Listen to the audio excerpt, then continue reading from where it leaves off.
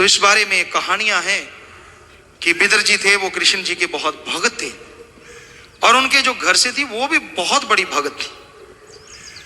कहते हैं कृष्ण जी एक बार बिदर जी के यहां गए, बिदर जी घर पे नहीं थे और हालांकि इसके पीछे दुर्योधन जैसे बुराई के प्रतीक लोग तड़फ उठे कि हैं, क्योंकि पहले दुर्योधन ने निमंत्रण दिया कृष्ण जी को कि आप आइए हमारे यहाँ भोजन कीजिए, हमारे बुआ के बेटे हैं आप आइए, लेकिन वो तो सिर्फ बुआ का बेटा या चतुर या पता नहीं क्या क्या बोलता था, गलत बोलता था। लेकिन कृष्ण जी कहते ना भाई मैं तो बिदर जी के जाऊंगा। वो एक मंत्री थे, छोटे थे, वो तिल मिला गए सारे कि हमारा प्रस्ताव ठुकरा दिया। बिदर जी के यहाँ पे गए, कहते उनके घरवाली जो थी बड़ी मस्त थी, उनके प्यार में उनकी मोहब्बत में बिदर जी थे नहीं।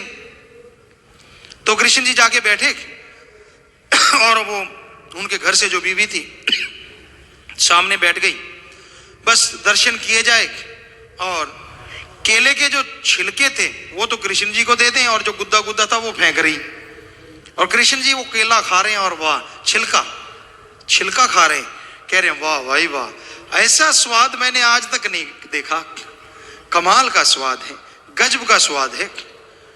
अब वो मस्त तो वो और बढ़िया करे, छिलका इसमें थोड़ा बहुत भी गुद्दा बचे वो भी फेंक दे, बिल्कुल छिलका छिलका।